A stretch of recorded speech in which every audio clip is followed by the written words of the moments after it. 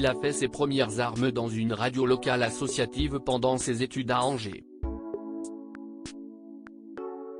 Chérie FM puis le réseau France Bleu lui ont ouvert leurs portes dans la foulée. Après avoir présenté l'émission Tout sur un plateau sur Télévision Tour, iTélé l'a accueilli à bras ouverts. La chaîne d'information en continu lui a confié les tranches du samedi et dimanche soir pendant un peu plus d'une saison.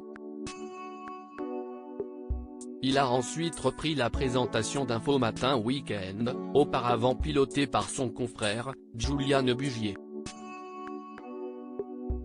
Le départ de Thierry Dujon l'a par la suite propulsé à la tranche de 22h minuit du lundi au vendredi. Sa carrière allait s'écrire chez BFM TV pendant une douzaine d'années, avec quelques infidélités chez RMC Story, France 3 ou encore RMC Sport 1. Son nom ? Jean-Baptiste Boursier.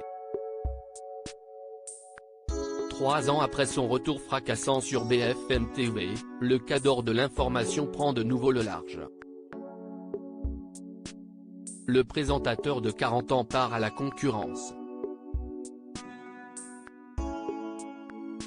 CST désormais sur LCI qu'il officiera à la rentrée prochaine.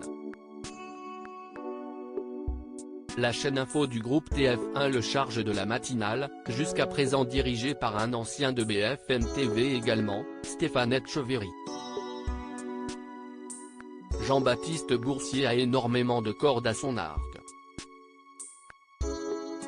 Il a une expertise dans beaucoup de domaines, à commencer par la politique, mais aussi sur l'international, l'une des spécialités de notre chaîne, comme il l'a montré lors de sa délocalisation à Kiev, 1 an après le début de la guerre en Ukraine, déclare Fabien Amias, le directeur général adjoint de LCI, dans un communiqué.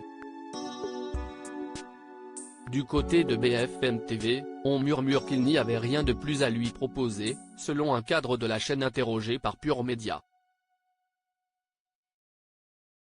Comme Stéphane Etcheverry discuterait actuellement de la suite de sa collaboration avec le groupe TF1.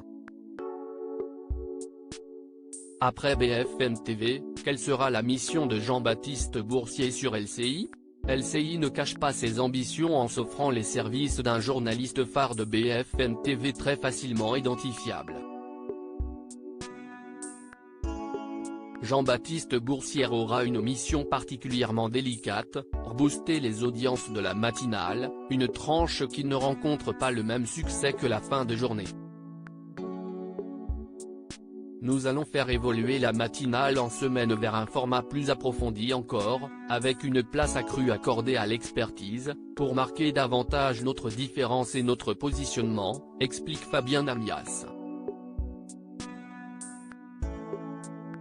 La chaîne d'info en continu du groupe TF1 n'ignore pas que BFM TV abrite un impressionnant vivier de talents.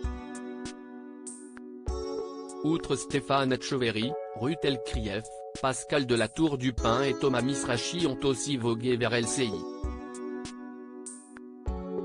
Jean-Baptiste Boursier, lui, saura mettre à profit sa solide expérience des sujets notamment internationaux et politiques. Rendez-vous à la rentrée.